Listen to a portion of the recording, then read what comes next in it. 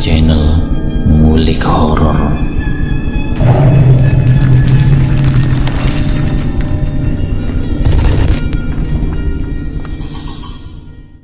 Assalamualaikum warahmatullahi wabarakatuh. Kembali lagi di channel Ngulik Horor. Channel ini menceritakan tentang kisah-kisah misteri. Kali ini saya akan membawakan kisah misteri yang ditulis oleh @ras140217. Kalian juga dapat mengunjungi tweet beliau langsung ya. Nanti link saya akan sediakan di kolom deskripsinya. Oh ya, di dalam cerita ini nama dan tempatnya disamarkan semua ya, untuk menjaga privasi pihak yang terlibat di dalamnya. Yuk, daripada kita lama-lama, langsung saja kita simak ceritanya. Bismillahirrahmanirrahim. Kali ini saya akan membawakan kisah misteri yang berjudul Rahasia Kelam Rumah Sang Juragan. Sebut saja namanya Pak Karna. Dulu usia beliau itu kira-kira sekitar 40-50 tahunan. Tapi yang namanya juga juragan, orang kaya, jadi kerjaannya tidak seberat kita-kita yang setiap hari kerja banting tulang di sawah. Dan meskipun sudah berumur, tapi tetap kelihatan awet muda. Tidak seperti saya ini, usianya 50 tahun, kelihatannya sudah seperti 70 tahun lebih. Ujar Pak Rahmat memulai ceritanya di sebuah warung kopi yang terletak tidak begitu jauh dari area persawahan tersebut.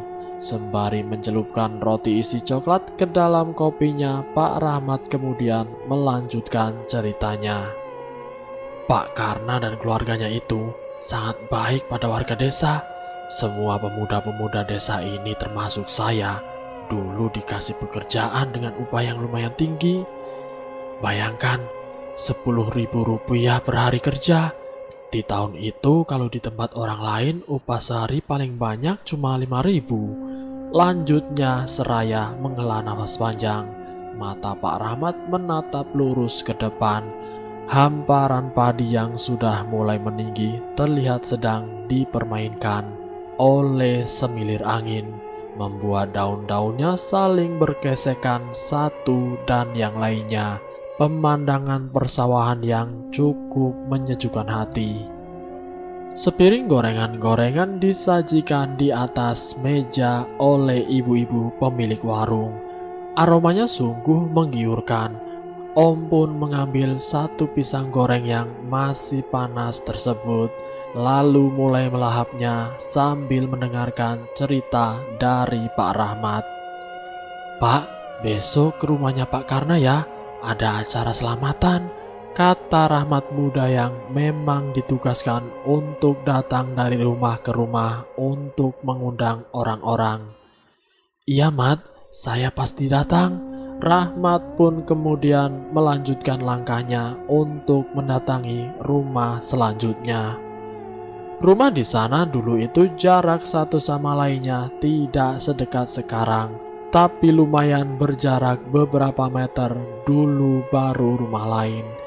Biasanya jarak tanahnya diisi dengan tumbuhan singkong ataupun pisang dan pepaya. Tangannya terus memegangi uang 20.000 di kantong celana kainnya. Senyum di bibirnya pun tidak sedikit pun memudar. Rupa-rupanya uang tersebut adalah upah yang diberikan Pak Karna untuk basaruan. Jumlah yang sangat besar bagi Rahmat tempo dulu. Setelah menyelesaikan tugasnya, Rahmat pun berjalan pulang. Di tengah jalan ia mulai kelelahan dan akhirnya duduk di bawah pohon pepaya. Saat Rahmat menoleh ke atas, nampak buah-buah pepaya itu sangat ranum dan sudah mulai menguning. Ada beberapa di antaranya yang sudah berlubang akibat dimakan hewan. Di depannya terdapat juga pohon-pohon jeruk yang berbuah lebat. Rahmat berdiri dan mengambil sebiji jeruk. Ia cukup mengenal dengan pemilik jeruk tersebut, sehingga berani untuk meminta sebiji 2 guna penghilang dahaganya. Aroma khas jeruk tercium saat kulitnya mulai dibuka. "Hei, kamu maling buaya," ujar seorang dari arah belakang. Paman, maaf paman, aku haus," ucap Rahmat. "Haha, makanlah. Di sini jeruk-jeruk itu hanya jadi makanan monyet saja. Lihat pepayaku ini, sudah keduluan mereka," kata Paman Husin sembari duduk di samping Rahmat. "Enak kau sekarang, Mat. Bisa bekerja dengan juragan itu. Berapa upahnya Basaruan?" tanya Paman Husen. "Cukuplah buat beli beras dan gula, Paman," jawab Rahmat malu-malu. "Petiklah jeruk-jeruk itu, Mat, untuk dibawa pulang," ujar Paman Husin sembari menepuk bahu Rahmat. Tanpa ragu-ragu, ia pun memetik beberapa buah jeruk dan mengantonginya dengan bajunya. Sementara Paman Husin terlihat sedang merincah kumpai. "Paman, aku pamit pulang dulu ya." "Terima kasih jeruknya," kata Rahmat yang ditanggapi dengan anggukan oleh Paman Husin. Setelah kepulangan Rahmat ternyata sudah ditunggu oleh keponakan-keponakannya yang masih kecil-kecil. Ada senyum kecil di setiap wajah-wajah polos ponakannya. Ia pun memberikan sebiji jeruk untuk masing-masing anak itu. "Mah, ini uang upahku Basaruan tadi, Mah," kata Rahmat seraya memberikan semua uang yang ia dapat hari itu pada ibunya. "Alhamdulillah, kamu simpen saja, Mat. Tabunglah sedikit demi sedikit buat modalmu menikah," ujar ibunya sembari memberikan kembali uang itu pada Rahmat. Malam itu semua keluarganya berkumpul. Kedua orang tuanya, kakak-kakak dan ipar-iparnya juga ponakan-ponakan Rahmat. Mereka mengelilingi sepanci nasi hangat yang masih mengepulkan asap dan beberapa macam sayur. Ada tumis kangkung, genjer rebus, daun singkong rebus, ikan sepat, dan papuyu goreng, serta sambal acan yang tidak pernah ketinggalan di menu keluarganya. Setelah membaca doa, mereka pun makan dengan sangat lahap. Setelah mengobrol-ngobrol dengan ayah dan saudara-saudara serta iparnya, Rahmat pergi tidur. Di dalam kamarnya ia tersenyum-senyum membayangkan besok bakalan makan daging sapi di acara selamatannya Pak Karna. Dan pastinya selain makan enak, ia juga akan kecipratan rejeki lagi dari sang juragan. Pagi-pagi sekali Rahmat sudah berjalan menuju ke rumah Pak Karna. Dengan langkah tergesa-gesa ia berjalan di jalanan berbatu tersebut. Angin dingin terasa menyengat sampai ke tulang. Konon kata sebagian orang, angin yang dinginnya menusuk seperti itu dinamakan angin kematian, yang artinya akan ada yang meninggal di desa tersebut. Saat tiba di rumah Pak Karna, juragan itu rupanya sedang berolahraga di halaman rumahnya. "Wah, ternyata kau ini pemuda yang rajin sekali. Pagi-pagi kau sudah datang ke rumahku, Mat," katanya membuat Rahmat tersenyum. "Hehe, iya Pak, barangkali ada yang bisa saya bantu kerjakan, makanya pagi-pagi sekali saya kesini," jawab Rahmat. "Ya sudah, nanti bantu aku membersihkan tempat sapi-sapi yang akan disembelih itu ya," kata Pak Karna dengan bibir yang masih tersenyum. "Tentu Pak, tentu. Di mana tempat menyembelihkannya Pak? Biar saya bersihkan sekarang," jawab Rahmat dengan senang hati. "Ah, nanti saja. Lebih baik kita sarapan dulu.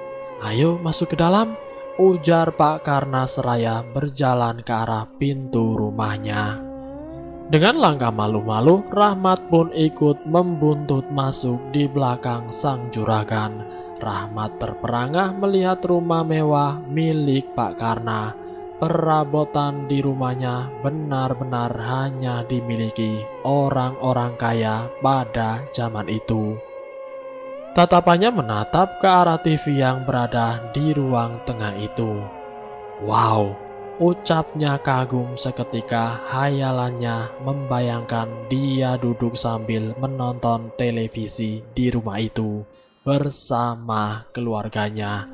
Betapa bahagianya hidup berkecukupan, punya TV dan rumah yang semewah ini. Namun sesaat kemudian hayalan terhenti ketika Pak Karna memanggilnya. Dengan langkah tergesa Rahmat pun berjalan ke arah ruang makan.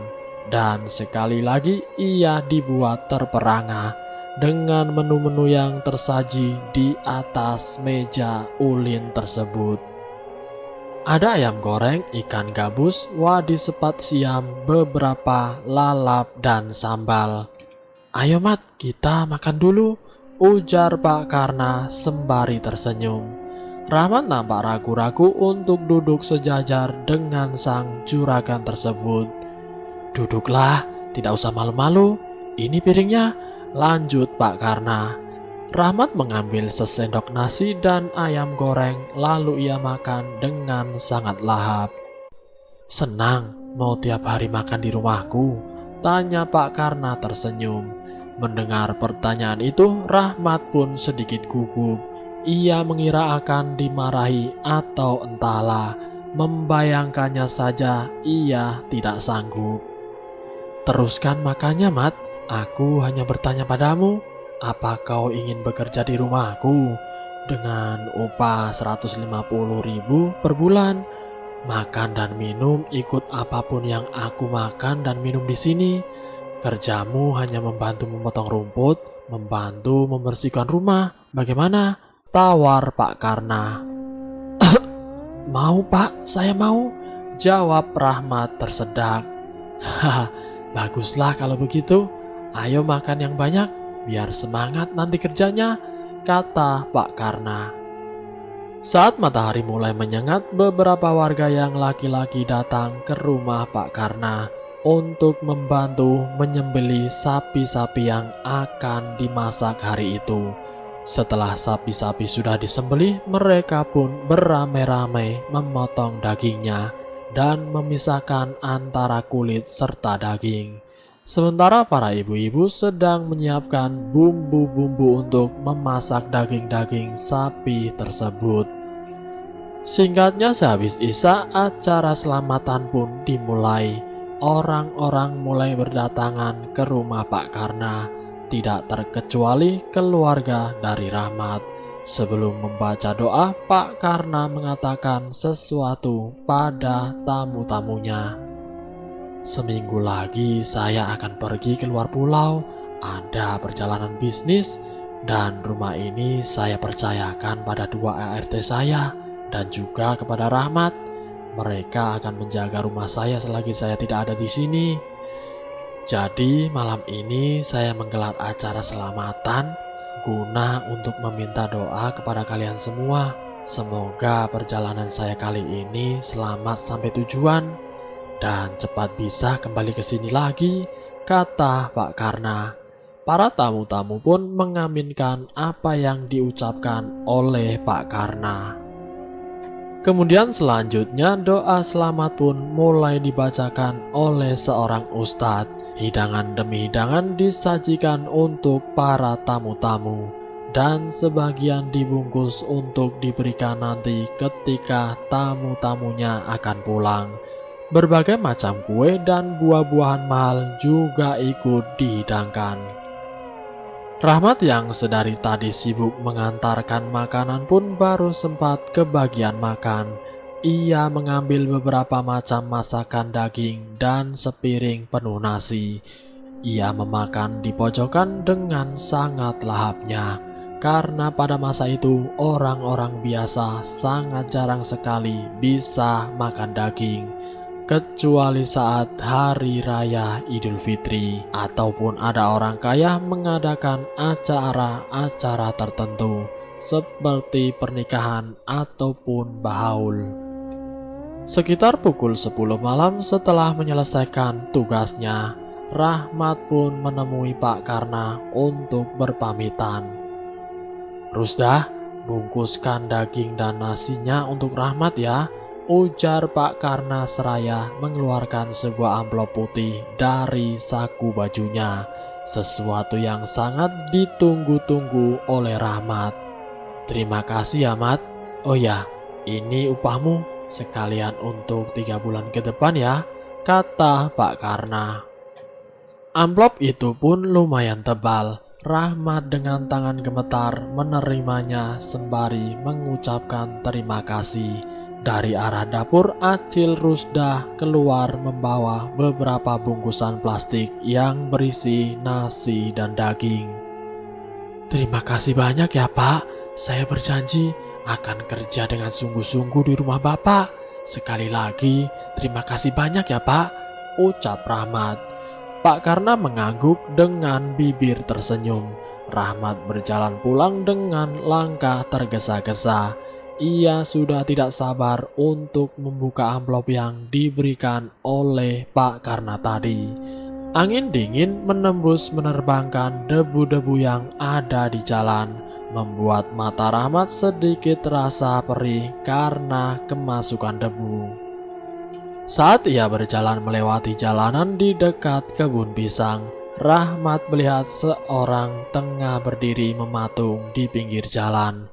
Karena gelap, ia pun tidak bisa mengenali orang tersebut, sehingga membuatnya harus mendekati orang itu, yang ternyata adalah Paman Husin. "Paman mau kemana?" tanya Rahmat. Namun Paman Husin sama sekali tidak menjawabnya. Ia tetap berdiri mematung. "Saya baru pulang dari rumah Pak Karna, Paman. Kenapa Paman tadi tidak datang ke sana?" ujar Rahmat kembali bertanya. Akan tetapi sama sekali tidak ada jawaban dari Paman Husin, yang membuat Rahmat merasa aneh. "Saya permisi dulu ya, Paman," ucap Rahmat akhirnya, lalu meneruskan langkahnya untuk menuju ke rumahnya. Aneh, tidak biasanya orang tua itu tidak menjawab pertanyaanku. Apa Paman Husin sedang ada masalah ya? Gumam Rahmat. Sesampainya di rumah, ternyata keponakannya sudah pada tertidur, sedangkan kakak-kakak dan ipar-iparnya sedang mengobrol di tengah ruangan. Melihat Rahmat yang datang membawa banyak sekali makanan, kakak perempuannya pun langsung ke dapur untuk mengambil piring. "Wah, tidak rugi. Dari subuh sampai malam kau di sana, Mat," canda iparnya. "Mah, Bah, itu Rahmat bawa berkat banyak sekali. Dia bawa makanan, Mah. Bah, ayo kita makan dulu. Takutnya nanti basi kalau tidak dimakan," ujar kakak perempuannya Rahmat. Sementara Rahmat setelah meletakkan bawaannya, ia langsung masuk ke dalam kamar. Perlahan-lahan dibukanya amplop yang nampak tebal tersebut, dan ternyata amplop itu berisi 9 lembar uang 50-an bergambar W.R. Supratman. Kemudian Rahmat segera membacakan sholawat pada uang tersebut. Dengan suara bergetar, ia menciumi uang-uang tersebut dengan air mata yang menetes. Tidak percaya rasanya ia bisa memegang uang sebanyak itu. "Mat, kau tidak ikut makan, Nak?" tanya ibunya. "Masuk, Mah," panggil Rahmat sembari mengusap air matanya. Setelah ibunya masuk, Rahmat menceritakan dengan antusias akan tawaran kerja dari Pak Karna dan upah yang baru saja ia terima untuk 3 bulan ke depan. "Masya Allah, baik sekali Pak Karna ya, Mat. Upah juga malah dibayar lebih dulu. Memang juragan itu orang yang baik, dan sepertinya beliau itu tidak mau mengambil hak milik orang lain. Kau harus bersungguh-sungguh bekerja di situ, Mat. Jangan buat juragan kecewa," kata ibunya. "Pasti, Mah, aku akan memberikan yang terbaik untuk juragan. Aku juga sudah berjanji untuk kerja sungguh-sungguh di sana, kalau bisa untuk selamanya," ucap Rahmat. "Oh ya, Mah, mumpung aku ada uang, ini ambillah untuk Uma dan Abah," Belikan baju mah, juga sarung abah yang sudah sobek, kata Rahmat memberikan 2 lembar uang 50-an tersebut. Ibunya tersenyum dan menatap bangga pada putranya itu. Terima kasih ya Mat, uang ini akan Uma pergunakan sebaik-baiknya, kata ibunya seraya beranjak dari duduknya dan memasukkan uang tersebut ke dalam dompet kecil, lalu memasukkan salipi tersebut ke dalam bajunya dan menusukkan dengan cuk baju di tali kutang agar tidak jatuh ataupun hilang. Keesokan harinya, Rahmat pagi-pagi sekali selepas sholat subuh langsung pergi ke rumah Pak Karna. Ia membawa parang dan seceret air putih. Sesampainya di rumah tersebut, Rahmat langsung memotong rumput-rumput di sekeliling rumah tersebut. Hingga saat Pak Karna keluar rumah, ia kaget ketika melihat Rahmat sedang memotong rumput-rumput yang mulai panjang di halaman rumahnya. Benar-benar pemuda yang rajin kau ini, Mat. Bahkan sebelum matahari muncul, kau sudah bertempur dengan rumput-rumput liar itu. Puji Pak Karna. Rahmat tersenyum malu-malu mendengar perkataan sang juragan. Iya Pak, biar selesai ini bisa bantu-bantu Acil Rusda di dapur, jawab Rahmat. Ya sudah, aku mau keliling-keliling dulu olahraga, kata Pak Karna. Setelah anak dan istrinya keluar dari dalam rumah, lalu mereka pun mulai berjalan kecil meninggalkan halaman rumah. Sekitar pukul 8 pagi, Rahmat sudah menyelesaikan pekerjaannya memotong rumput dan dilanjutkan dengan membantu Acil Rusda meletakkan piring-piring bekas selamatan kemarin ke dalam ruangan penyimpanan. Rahmat, kau sudah sarapan? Tanya Pak Karna. Sudah Pak, baru saja, jawab Rahmat pelan. Oh ya Mat, nanti malam kemungkinan pohon-pohon bunga yang kubeli akan datang. Jadi besok tolong tanam pohon-pohon itu ya Mat, kata Pak Karna. Siap Pak, nanti setelah ini saya gali tanahnya dulu. Jadi biar besok tinggal tanam, jawab Rahmat. Tidak usah terburu-buru Mat, nanti kau kelelahan, ungkap Pak Karna. Selepas maghrib, Rahmat pun pulang. Bajunya yang tadi basah oleh peluh mulai mengering karena angin segar yang berhembus tanpa henti. Malam itu tidak seperti biasanya. Jalanan sangat sepi, tidak ada orang-orang yang pulang dari kebun ataupun sawah. Sesampainya di rumah, Rahmat dikagetkan dengan kabar duka dari Paman Husin yang ternyata sudah meninggal tadi malam sekitar pukul 9 malam. Dan orang tua Rahmat baru saja mengetahuinya tadi pagi. Rahmat tertegun, nafasnya mulai terasa sesak. Kalau Paman Husin meninggal jam 9 malam, lalu siapa yang aku lihat tadi malam? Batin Rahmat. Itu adalah kali pertama dalam seumur hidupnya mengalami kejadian seaneh itu. Mat, kenapa kau bengong begitu? Tegur ibunya.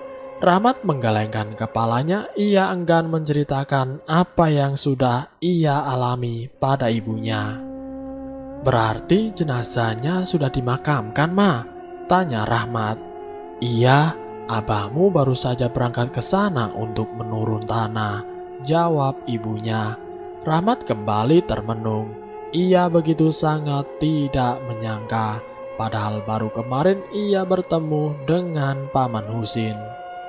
Seperti biasa, Rahmat berangkat pagi-pagi sekali sudah berada di rumah Pak Karna.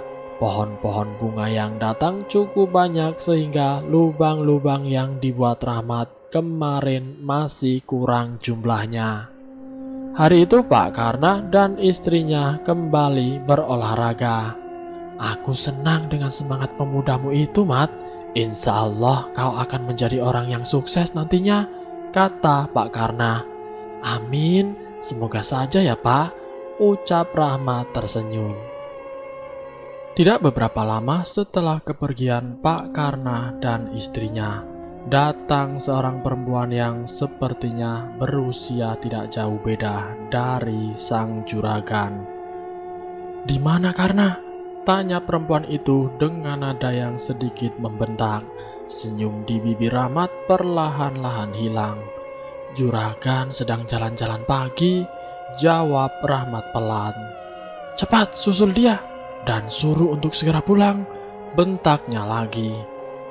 Tapi Bu, saya..." "Jangan membantah, lakukan saja apa yang kusuruh," bentaknya lagi. Rahmat menghela nafas panjang. Lalu sesaat kemudian ia berlari pergi untuk mencari Pak Karna dan istrinya. Siapa sih ibu-ibu itu? Wajahnya jutek dan cara ngomongnya juga kasar sekali. Rahmat membatin. "Loh, Rahmat, kau mau kemana?" panggil seseorang dari arah kebun tebu, yang rupanya adalah Pak Karna dan istrinya. "Saya disuruh mencari bapak dan ibu," jawab Rahmat seraya berlari mendekat ke arah Pak Karna. "Disuruh siapa? Anakku?" tanya istri Pak Karna. "Bukan Bu, tapi seorang ibu-ibu. Dia datang ke rumah dan mencari bapak," jawab Rahmat. Pak Karna mengerutkan keningnya. Mereka berdua saling bertatapan. "Siapa ya?" tanya Pak Karna. Istrinya hanya menggeleng. "Ya sudah, kamu tunggu di sini ya, Mat. Tadi aku beli tebu. Sekalian nanti kalau kamu pulang ke rumah, bawakan tebunya," ujar Pak Karna. "Oh ya, tebunya sudah kubayar ya," lanjut Pak Karna. "Baik Pak," jawab Rahmat. Setelah itu Pak Karna dan istrinya pun berjalan pulang. Sementara itu Rahmat duduk di atas dedaunan tebu yang sudah mengering. Ia menunggu pemilik tebu yang sedang mencarikan tebu-tebu manis untuk sang juragan. Tidak beberapa lama kemudian Rahmat pun kembali ke rumah Pak Karna sambil memanggul tebu-tebu berkulit merah tersebut. Saat ia memasuki halaman rumah, ia berpapasan dengan perempuan tadi. Buru-buru Rahmat menunduk dan meneruskan langkahnya. Saat Rahmat masuk melalui pintu dapur, terdengar suara benda pecah dan teriakan dari istrinya Pak Karna. "Ada apa, Cil?" tanya Rahmat pada Acil Rusda. "Tidak tahu, Mat. Sepertinya sedang berkelahi," bisik Acil Rusda. "Semoga semuanya baik-baik saja ya, Cil," kata Rahmat sembari menyeka keringatnya dengan punggung tangannya. "Amin." Siang itu makanan di meja yang dihidangkan Acil Rusda sama sekali tidak tersentuh. Pak Karna terlihat duduk di ruang tengah sambil memijit-mijit kepalanya. Wajahnya terlihat sangat dingin. Tidak seperti biasanya. Rahmat sendiri pun tidak tahu apa penyebab majikannya tersebut begitu. Beberapa saat kemudian terlihat istrinya menuruni anak tangga dengan membawa sebuah tas besar. Rahmat yang sedang menyapu lantai dibuat deg-degan melihat hal itu. "Ya Allah, apapun permasalahan Pak Karna dan istrinya, semoga hubungan mereka baik-baik saja. Jangan sampai terjadi perpisahan ya Allah," batin Rahmat. Pak Karna yang melihat istrinya akan segera pergi bergegas menahan sang istri. "Rahmat, kunci pintunya," teriak Pak Karna membuat Rahmat gemetaran dan bergegas lari ke arah pintu. Walau agak sedikit kesusahan, Rahmat akhirnya berhasil mengunci pintu rumah tersebut. Sementara Pak Karna nampak sedang memelas-melas pada istrinya agar tidak pergi kemana-mana. "Buka pintunya, Mat!" teriak sang istri juragan dengan air mata deras mengalir. Meski gugup dan takut, Rahmat menunduk dan tetap berdiri di depan pintu. Ia tahu apa yang harus dilakukannya. yaitu jangan sampai istri Pak Karna tersebut berhasil keluar rumah. Saking kesalnya istri Pak Karna membanting tasnya yang ia bawa, lalu berlari menaiki tangga. Pak Karna ikut menyusul dengan langkah tergesa-gesa, takut jika istrinya berbuat sesuatu hal yang membahayakan. Rahmat pun masih berdiri mematung sambil menggigit-gigit bibirnya ketika Acil Rusda memanggil. "Mat, iya Cil, juragan kenapa?" tanya Acil Rusda. Rahmat menggeleng, ia sendiri pun tidak tahu terbayangkan. Rahmat pun menggeleng, ia sendiri pun tidak tahu penyebabnya. Tapi kuat dugaan kalau perkelahian Pak Karna dan istrinya itu ada kaitannya dengan perempuan berwajah jutek yang datang tadi. Entahlah, masalah orang kaya terlalu rumit untuk dimengerti. Menjelang jam pulang, Rahmat lama sekali menunggu Pak Karna untuk pamit. Namun sang juragan itu sama sekali tidak terlihat sejak tadi. "Cil, aku pulang dulu ya, sudah larut," kata Rahmat akhirnya berpamitan pada Acil Rusda. "Iya Mat," jawabnya singkat. Keesokan harinya seperti biasa selepas sholat subuh, Rahmat sudah berada di rumah Pak Karna. Ia menyiram tanaman-tanaman yang ada di halaman rumah tersebut. Namun hari ini sama sekali tidak terlihat Pak Karna dan istrinya yang akan berolahraga seperti hari-hari biasanya. Pikiran Rahmat cuma satu, yaitu mungkin mereka masih bertengkar, dan ia juga terus berdoa untuk kebaikan kedua majikannya tersebut. Sekitar pukul 10 pagi, Pak Karna turun dari lantai atas dan duduk di depan meja makan dengan raut wajah sedih. "Mau kopi, Pak?" tanya Rahmat. Pak Karna hanya menggelengkan kepalanya, lalu mengajak Rahmat untuk duduk di dekatnya. "Istriku pergi meninggalkan kami, Mat. Dia pergi," ucap Pak Karna lirih terdengar. Rahmat tertegun seolah tidak percaya dengan apa yang baru saja ia dengar. Ia tak menyangka jika majikan perempuannya akan benar-benar pergi. "Sabar ya Pak, mungkin ibu cuma mau menenangkan pikirannya saja. Nanti setelah keadaannya tenang, ibu pasti kembali lagi ke rumah ini kok untuk bapak dan anak-anak," kata Rahmat. "Amin. Oh ya, besok atau lusa saya dan anak-anak akan berangkat. Kalau sewaktu-waktu saya tidak ada di rumah dan istriku pulang, tolong beritahu dia untuk menunggu kami ya," ujar Pak Karna. "Ya Pak, pasti," jawab Rahmat memastikan. Saat Rahmat baru sampai di rumah Pak Karna, ia melihat sebuah mobil sedan terparkir di halaman. Rahmat nampak terkagum-kagum melihat mobil tersebut. "Mat, tolong bantu saya angkatkan tas-tas ini ke dalam mobil ya," panggil Pak Karna. Dengan cekatan, Rahmat pun langsung mengambil alih tas-tas bawaan Pak Karna dan anaknya, lalu memasukkannya ke dalam mobil. Pak Karna rupanya tidak menyetir sendiri. Ia diantar oleh seorang laki-laki yang baru pertama kali itu Rahmat lihat. "Saya pergi dulu ya Mat, kalian baik-baik di sini ya. Kerjanya jangan terlalu capek, pikirkan kesehatan," ujar Pak Karna pada ART-nya termasuk Rahmat. "Iya Pak, semoga Bapak dan anak Bapak selalu sehat dan selamat sampai ke tujuan. Selama Bapak tidak ada, saya akan tidur di sini buat jaga-jaga Pak," kata Rahmat. Pak Karna tersenyum lalu menepuk pelan bahu Rahmat sebelum ia masuk ke dalam mobil. Setelah mobil yang dinaiki Pak Rahmat itu pergi, suasana sepi dan hening mulai terasa. Acil Rusda bergegas masuk ke dalam rumah untuk melanjutkan pekerjaannya.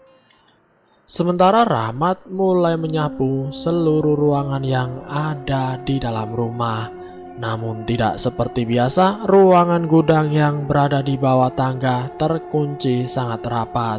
Padahal peralatan kebun dan cangkul berada di ruangan tersebut. "Cil, ruangan di bawah tangga itu kok dikunci ya?" tanya Rahmat setelah berada di dekat Acil Rusda yang sedang mencuci pakaian.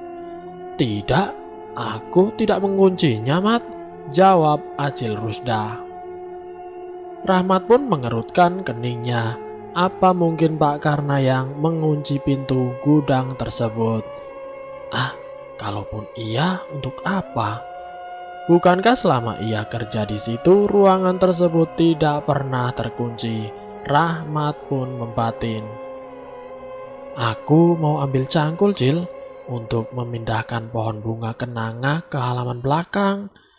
Coba cari kuncinya di gantungan dekat foto keluarga Juragan di ruang depan," ujar Acil Rusda. Rahmat pun menurut lalu pergi ke ruang depan guna mencari kunci ruang yang ia butuhkan. Di gantungan itu memang terdapat beberapa kunci, namun ketika satu persatu dicocokkan ke lubang kunci gudang, tidak ada satupun yang cocok. Akhirnya Rahmat menyerah dan memutuskan untuk memindahkan pohon kenanga yang masih kecil itu besok saja. "Cil, aku mau pulang sebentar ya. Nanti aku kemari lagi kalau sudah izin sama orang tuaku," kata Rahmat. "Ya sudah, tapi jangan lama-lama ya, Mat. Takutnya aku ketiduran." Rahmat pun berjalan pulang dengan langkah perlahan. Gerimis mulai turun malam itu. Cahaya kilat beberapa kali terlihat di langit. Saat ia sampai di rumah, ternyata ayahnya sedang sakit demam. "Abah kenapa, Ma?" tanya Rahmat. "Digigit ular piahe?" "Untung cuma piahe. Kalau murah kobra, pasti sudah tidak selamat," jawab ibunya. "Piahe bisa bikin sakit juga ya, Ma?" tanya Rahmat. "Bukan gigitan piahenya yang bikin abahmu sakit, tapi dia terjengkang di sawah saat melihat tangannya digigit ular.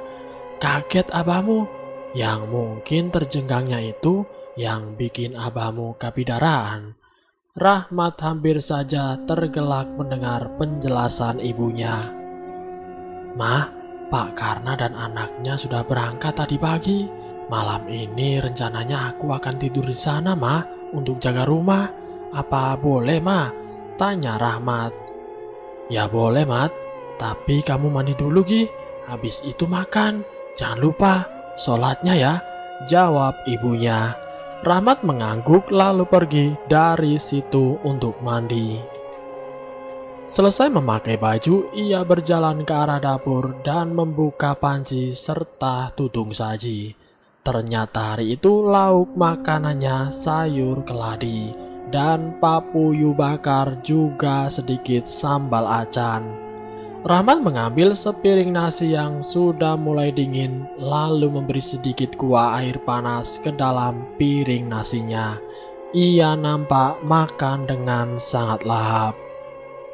Selesai makan dan akan bersiap berangkat ke rumah sang juragan, tiba-tiba turun hujan lebat disertai angin yang sangat kencang. "Hujan, Mat, tunggu teduh dulu baru pergi," tegur ibunya, yang membuat Rahmat mau tidak mau harus menunggu hujan reda terlebih dahulu. Ia membuat segelas kopi panas lalu duduk di dekat ipar-iparnya. Mereka mengobrol dengan sangat akrab hingga tidak terasa hujan pun mulai mereda. Kemudian Rahmat bergegas keluar rumah dan berjalan dengan sangat hati-hati melewati jalanan becek di malam hari bekas hujan lebat. Sesampainya di halaman rumah Pak Karna, Rahmat melihat sekelebat bayangan berjalan di teras atas atau lantai 2. "Cil, Acil," teriak Rahmat memanggil sosok tersebut yang ia kira adalah Acil Rusda itu. Dan saat matanya fokus ke atas, tiba-tiba pintu terbuka. Dan di sana berdiri Acil Rusda yang memakai sarung di seluruh tubuhnya. "Ada apa kau teriak-teriak, Mat?" "Aku belum tidur dan juga tidak tuli," ujar Acil Rusda. Rahmat kembali menatap ke atas dan tidak ada siapa-siapa di sana. "Kau mau masuk tidak?" Suara Acil Rusda mengalihkan kebingungannya. "Tadi aku melihat ada orang di atas. Aku kira itu Acil," kata Rahmat. "Ah, matamu itu, Mat, salah lihat. Orang Acil dari tadi duduk di situ kok. Tidak kemana-mana." Dek, perasaan takutnya mulai terasa. Namun cepat-cepat ia tepis. "Oh, apa jangan-jangan Ibu Juragan sudah pulang, Cil?" Acil Rusda hanya menggelengkan kepala. Sambil menguap ia mengunci pintu rumah, lalu pergi ke dalam kamarnya yang terletak di dekat dapur. Lalu beberapa saat kemudian ia keluar lagi sembari membawa kasur kapuk tipis untuk Rahmat. "Nih tilam, sama bantal dan selimutnya. Aku tidur duluan ya, Mat, ngantuk," ujar Acil Rusda sebelum pergi. Rahmat tidur di dekat bangku rotan. Ia menggelar kasur dan mulai membaringkan tubuhnya. Dalam suasana remang-remang seperti itu, rasa kantuk mulai menyerangnya. Dan untuk beberapa saat kemudian ia pun terlelap. Dini hari Rahmat terbangun karena tubuhnya digoyang-goyangkan oleh Acil Rusda. "Ada apa, Cil?" tanya Rahmat. "Ada orang di rumah, Mat. Tadi pas aku ke dapur, aku melihat ada orang berdiri di depan gudang itu." "Orang? Rumah dikunci kan?" tanya Rahmat dengan bingung. "Iya dikunci. Aku tidak tahu kenapa bisa sampai ada orang masuk. Mungkin saja itu maling, Mat," ujar Acil Rusda lagi. Mendengar kata maling, Rahmat sedikit khawatir. Lalu ia mengucek-ngucek matanya dan berjalan pelan ke arah gudang yang dimaksudkan Acil Rusda. "Kita periksa dulu ke sekeliling rumah, Mat, biar tidak was-was." Semua ruangan serta pintu dan jendela yang ada di rumah itu aman-aman saja. Tidak ada tanda-tanda orang masuk. "Aman, Cil, tidak ada tanda-tanda maling," kata Rahmat yang membuat Acil Rusda bisa bernapas lega. Tidak terasa hari demi hari sudah berlalu. 4 hari sudah semenjak kejadian aneh di malam itu. Acil Rusda dan Rahmat terlihat sedang berada di depan pintu gudang yang terkunci. Ada aroma-aroma tak sedap dari dalam ruangan tersebut yang mengganggu keduanya. "Aku tidak berani membuka paksa pintu itu, Cil," ujar Rahmat. "Tapi aku penasaran dengan bau busuk ini, Mat," jawab Acil Rusda dengan panik. "Ah, paling juga bangkit tikus, Cil. Maklumlah, sudah 4 harian tidak terbuka." "Iya ya, Mat, mungkin tikus kali." Malam harinya mereka berdua duduk di atas meja makan, sembari bercerita tentang kehidupan mereka masing-masing. Tiba-tiba terdengar suara benda jatuh dari arah tangga. Rahmat dan Acil Rusda bergegas berlari ke arah tangga. Dan ternyata sebuah kursi yang harusnya berada di depan pintu kamar Pak Karna malah terjatuh ke lantai bawah. Keduanya saling berpandangan. Lalu Rahmat langsung berlari menaiki tangga karena mengira itu adalah ulah dari maling yang ingin menjarah barang-barang yang ada di rumah itu. "Aman, Mat?" tanya Acil Rusda yang menyusulnya ke atas. "Aman, Cil, pintu dan jendela masih terkunci," jawab Rahmat. "Semakin hari rumah ini rasanya semakin aneh saja ya, Mat. Padahal semenjak pertama aku masuk kerja jadi pembantu di sini, sama sekali tidak pernah ada kejadian-kejadian seperti ini sebelumnya," jawab Acil Rusda. Rahmat menggeleng pelan sembari berkata, Entahlah, saya bahkan sudah berkali-kali mengalami hal-hal aneh semenjak mulai bekerja di sini, tukas Rahmat. Setelah merasa aman dan tenang, mereka pun memutuskan untuk tidur karena mata keduanya sudah mulai terasa berat. Setelah menggelar kasurnya, Rahmat mulai memejamkan mata. Dari arah luar terdengar suara hujan yang diiringi dengan suara petir dan kilat yang menyambar-nyambar. Tepat di tengah malam, Rahmat pun terbangun.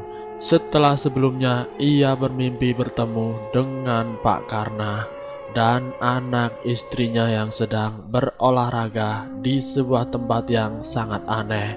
Keringat dingin membasahi tubuh dan wajah Rahmat, dan tidak lama kemudian terdengar suara teriakan dari arah kamar Acil Rusda yang membuat Rahmat terkejut. Meski kepalanya masih agak pusing, Rahmat langsung berlari ke arah kamar Acil Rusda. Beberapa kali ia mendobrak-dobrak pintu kamar tersebut, namun tidak juga dibuka. Sementara Acil Rusda masih berteriak-teriak histeris. Cil, kenapa Cil? Cil, buka pintunya. Saat akan mendobrak pintu kamar tersebut, tiba-tiba terdengar suara gedoran pintu dan jendela secara bersamaan dari segala arah. Siapa itu? Teriak Rahmat, meski ia tahu suaranya tidak akan tembus sampai keluar rumah. Brak! Pintu kamar Acil Rusda terbuka. Wanita itu nampak gemetar. Acil, kenapa? Tanya Rahmat dengan panik. Ada perempuan, Mat. Dia masuk ke sini. Dia mau menyakitiku. Dia membawa pisau, Mat. Ujar Acil Rusda dengan sangat gugup dan ketakutan. Rahmat masuk ke dalam kamar tersebut, namun ia sama sekali tidak menemukan siapa-siapa di situ. Bahkan jendela saja masih dalam keadaan terkunci dari dalam. Mungkin Acil bermimpi, soalnya tidak ada siapa-siapa di dalam, Cil, kata Rahmat menenangkan. Acil Rusda menggeleng, membantah semua perkataan Rahmat. Tidak mungkin aku bermimpi, Mat, bantah Acil Rusda. Alhasil malam itu sampai azan subuh berkumandang, Acil Rusda ikut tidur di luar bersama Rahmat.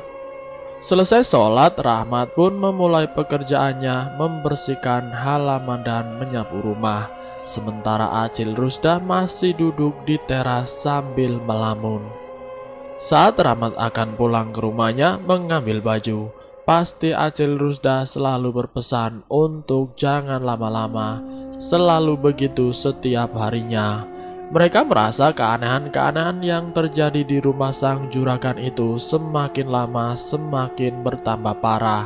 Bahkan hampir setiap malamnya pintu rumah selalu digedor-gedor dari luar oleh seseorang yang tidak mereka ketahui.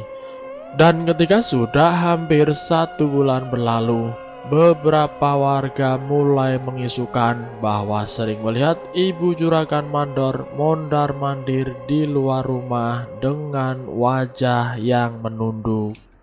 Namun ketika didekati, sosok yang mirip istri Pak Karna itu langsung lenyap. Bahkan parahnya lagi, ada yang secara terang-terangan mengatakan kalau di rumah itu ada hantunya, yang tentu membuat Rahmat dan Acil Rusda yang merupakan penjaga di sana menjadi ciut nyalinya. Cil, sudah hampir sebulan aku tidur di sini. Rasanya aku sudah rindu dengan kasurku di rumah. Kira-kira kapan ya Pak Karna pulang? Ujar Rahmat di suatu malam saat keduanya sedang menyantap makanan bersama. Entahlah, Mat. Biasanya juragan itu kalau sudah pergi untuk urusan bisnis bakal 2-3 bulan lamanya, Mat. Aku juga sering ditinggal berdua sama temanku yang berhenti itu. Tapi rumah ini masih dalam keadaan yang aman, tidak ada kejadian aneh-aneh seperti ini, jelas Acil Rusda. Ya Allah, mana ibu belum pulang juga. Aku mau pulang ke rumah mesti khawatir sama ini rumah dan isinya. Takutnya ada maling.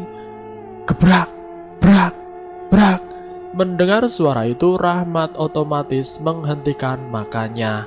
Ia berlari ke arah sumber suara, sementara Acil Rusda yang sudah terbiasa dengan suara-suara tanpa wujud tersebut hanya diam duduk di kursinya. Beberapa saat kemudian Rahmat kembali lagi seraya membawa sebuah kaki meja yang patah. "Ada lagi?" tanya Acil Rusda. "Iya, meja di atas," jawab Rahmat. Setelah selesai makan, Acil Rusda lebih dulu menggelar kasurnya dan berbaring, sementara Rahmat mencuci piring-piring kotor di dapur. Baru saja selesai, Rahmat dikagetkan dengan suara gelas pecah dari arah belakangnya, dan ternyata Acil Rusda sudah berdiri di sana dengan tatapan tajam menakutkan menatapnya. Acil!" Seret! Bekas gelas kaca itu melukai leher Rahmat. Darah mulai merembes keluar membasahi bajunya. Rahmat seketika panik dan ketakutan melihat banyaknya darah yang keluar. Kakinya seketika langsung terasa lemas. Lalu tubuh Rahmat ambruk jatuh ke lantai dengan posisi terlungkup. Saat ia terbangun, Rahmat melihat sudah banyak sekali orang-orang berada di sekitarnya, termasuk dengan orang tuanya. "Syukurlah kau tidak apa-apa, Mat. Uma khawatir sekali dengan keadaanmu," ucap sang ibu. "Rusda menemukan kamu sudah dalam keadaan tidak sadarkan diri di dapur. Dia berteriak dari rumah ke rumah meminta tolong, sampai akhirnya mereka membawa kamu kemari, Mat." Rahmat menelan ludahnya yang terasa pahit. Entah sudah berapa lama ia tidak sadarkan diri. Acil Rusda di mana?" tanya Rahmat. "Terakhir kemarin dia bilang ingin berhenti kerja di rumah juragan, Mat. Dia cuma bilang begitu. Dan karena abahmu takut rumah juragan tidak ada yang menjaga, akhirnya ia dan iparmu yang jaga di sana." Rahmat menghela nafas lega. Luka di lehernya masih terasa sakit. Untung saja lukanya tidak terlalu parah. Keesokan harinya Rahmat menyusul sang ayah dan iparnya ke rumah Pak Karna. Setelah sampai di sana, rupanya sang ayah sedang menyapu halaman rumah tersebut. Melihat kedatangan Rahmat, ayahnya pun terlihat langsung mengembangkan senyumnya. Malam harinya mereka bertiga duduk di tengah rumah tepat di atas susunan kasur. "Mat, di dalam gudang itu ada apa sih? Aku pernah melihat perempuan masuk ke situ. Jelek begitu menembus pintu," ujar iparnya. "Iya, Mat. Abah juga beberapa kali melihat perempuan di lantai atas. Beberapa barang juga sering jatuh dari atas, Mat. Apa kamu juga pernah mengalami yang seperti itu?" Rahmat menghela nafas panjang. Lalu kemudian ia menceritakan apa yang sudah pernah ia alami di rumah itu dari awal. "Tapi gudang itu isinya cuma sebagian barang-barang yang masih baru atau yang jarang dipakai. Disimpan di situ, tidak ada yang aneh. Aku sering masuk ke sana sebelumnya," kata Rahmat. "Lalu kenapa dikunci, Mat?" tanya iparnya. Rahmat pun menggelengkan kepalanya. Ia sendiri pun tidak tahu alasan kenapa gudang itu dikunci saat Pak Karna pergi. "Kira-kira kapan Pak Karna pulang ke sini lagi?" "Aku tidak tahu. Beliau cuma bilang mau pergi, tidak bilang kapan akan kembalinya," jawab Rahmat. Hari-hari terus berganti. 2 bulan sudah Pak Karna tidak pulang. Bahkan kabar dari istrinya pun tidak pernah ada. Dan selama itu pula lah Rahmat dan keluarganya bergantian berjaga di rumah tersebut. Namun suatu hari iparnya jatuh sakit setelah pulang dari rumah Pak Karna. Dan malam itu ayahnya tidak bisa menemani Rahmat berjaga karena harus berjaga di ladang. Jadilah malam itu Rahmat sendirian di rumah besar tersebut. Beberapa kali ia mencoba memejamkan matanya, namun tidak sedikit pun ia terlelap. Rasa was-was dan takut sangat kuat ia rasakan. Ditambah lagi suara-suara tanpa wujud seperti berlarian di sekitarnya. Krak, krak, suara gagang pintu diotak-atik oleh seseorang. Rahmat berjalan dengan perlahan ke sumber suara yang ternyata berasal dari dalam gudang. Jantung Rahmat mulai berpacu dengan sangat cepat. Dek, dek, dek. Ia berlari mematung menatap ke arah pintu untuk beberapa saat, hingga terdengar suara tawa cekikikan dari lantai atas. Suara itu mirip sekali dengan suara tawa anaknya Pak Karna. Lalu bulu kuduk Rahmat langsung meremang. Sekujur tubuhnya terasa dingin dan gemetar. Tanpa pikir panjang, Rahmat lari terbirit-birit ke arah pintu utama. Dengan tangan gemetar, ia membuka pintu tersebut. Dan setelah berhasil, ia lari meninggalkan rumah itu.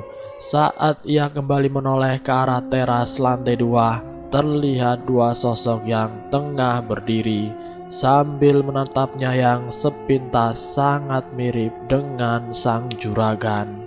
Setelah kejadian malam itu, Rahmat jatuh sakit selama seminggu. Dan selama seminggu itu pula ayahnya lah yang menggantikan Rahmat bekerja di rumah besar milik juragan tersebut.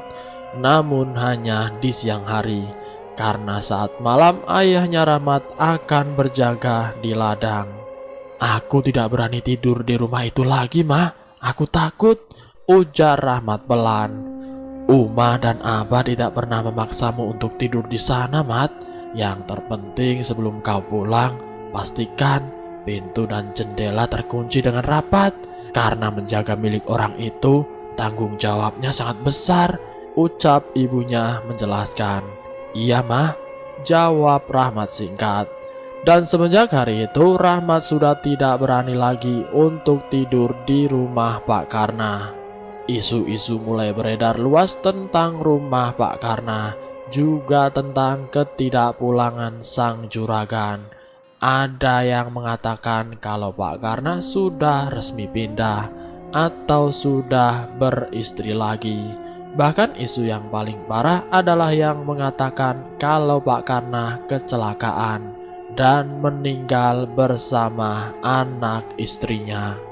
Padahal tanpa mereka ketahui, cerita sebenarnya adalah Pak Karna hanya berangkat berdua dengan anaknya, sementara istrinya sudah pergi lebih dahulu, meninggalkan sang juragan dan anaknya dengan sebab dan alasan yang sampai sekarang tidak diketahui. Lalu tentang rumah Pak Karna yang mulai dirasa angker, orang-orang berpendapat kalau itu ulah dari jin pesugihan yang dipelihara oleh keluarga Pak Karna. Dan karena Pak Karna beserta keluarganya tidak pernah kembali, makanya jin itu mulai keluar untuk mencari makanannya. Entahlah, Rama sendiri tidak yakin kalau Pak Karna melakukan pesugihan. Karena seperti yang ia tahu, jika orang melakukan pesugihan, biasanya mereka akan menjadi sangat pelit sekali, berbanding terbalik dengan Pak Karna yang royal. 1 tahun berlalu, kini Rahmat sudah mempunyai pekerjaan lain, sehingga membuatnya hanya sekali-kali saja menjenguk atau membersihkan rumah sang juragan yang mulai terbengkelai. Ia sama sekali tidak berani memindah barang berharga di rumah tersebut ke ruang yang lebih aman, sehingga ia harus menutupi barang-barang di sana dengan kain-kain bekas agar tidak berdebu. Halaman rumah yang dulunya masih terawat, kini pohon-pohon bunganya serta rumput-rumput sudah mulai meninggi. Rahmat terpaksa mencari pekerjaan karena ia juga butuh uang untuk bertahan hidup. Sementara Pak Karna tidak pernah lagi terdengar kabarnya semenjak ia pergi. Begitu juga dengan istrinya yang entah di mana keberadaan mereka sekarang. Hari itu adalah hari di mana Rahmat muda akan pergi merantau. ke sebuah tempat pertambangan emas milik warga lokal yang ada di Kalimantan.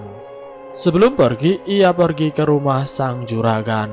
Seharian ia bekerja membersihkan halaman rumah dan menyapu seluruh lantai di dalam rumah.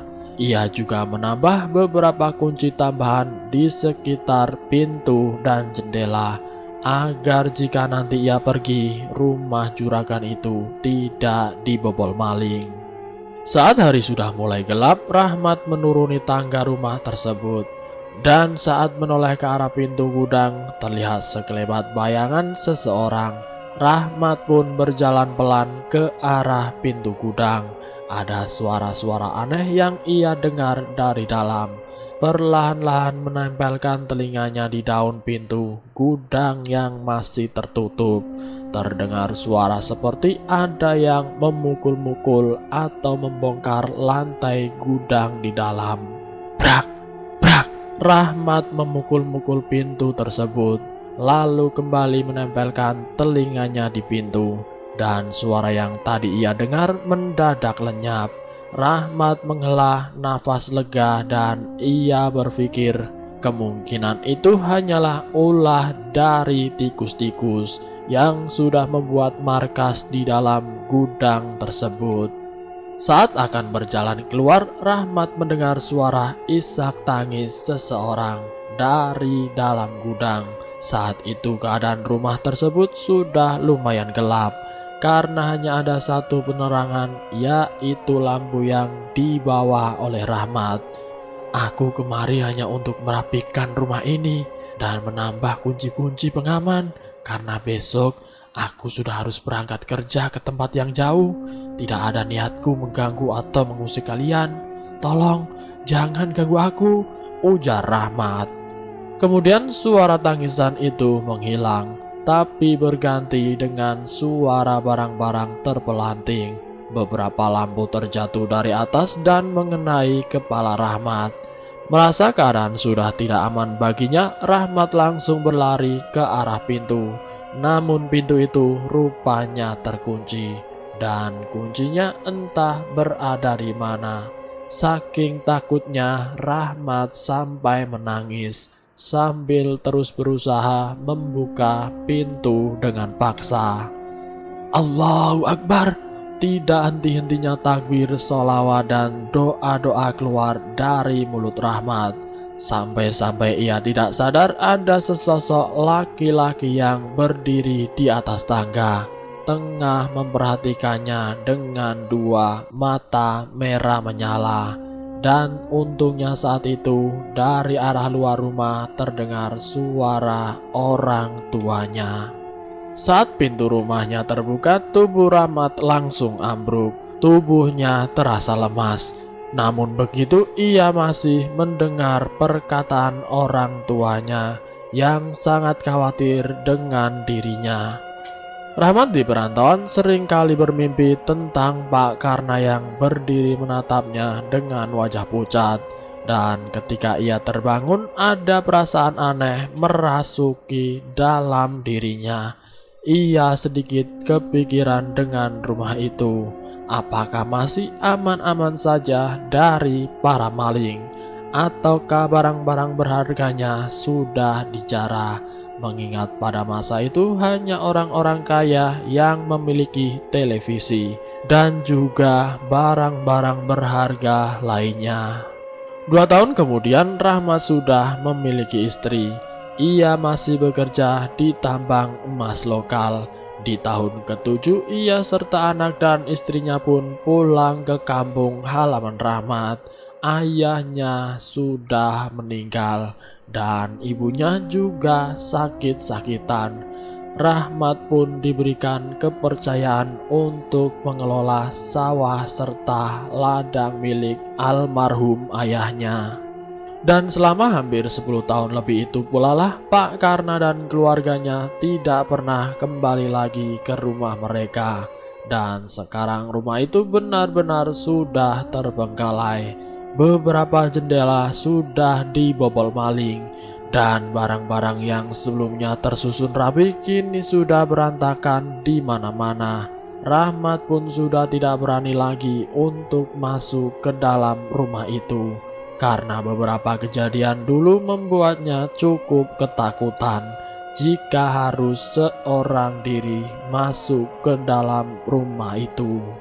Dan sampai sekarang tidak ada satupun keluarga Pak Karna yang datang untuk merenovasi rumah ataupun menempati rumah tersebut.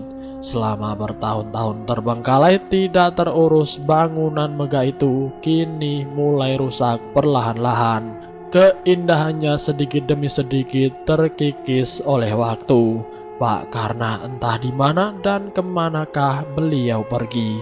Apakah yang dikatakan orang-orang itu benar, kalau beliau sudah meninggal karena kecelakaan? Wallahu alam, tidak siapapun ada yang tahu. Dan menurut orang-orang yang masuk ke sana dengan maksud jahat, pasti akan diganggu oleh mereka yang tidak kasat mata. Lalu pulang dari sana mereka akan jatuh sakit. Ada yang bilang pernah melihat bapak-bapak mirip dengan Pak Karna, dan ada yang bilang juga ada yang mirip istri serta anak-anaknya. Sampai sekarang saya tidak berani masuk seorang diri ke dalam rumah itu. Meski di halaman rumahnya saja awalnya sudah terasa sangat berbeda, kata Pak Rahmat mengakhiri ceritanya. Dan sampai sekarang katanya pintu gudang itu tidak pernah dibukanya, dan isinya pun tidak pernah diketahui apa hingga sekarang.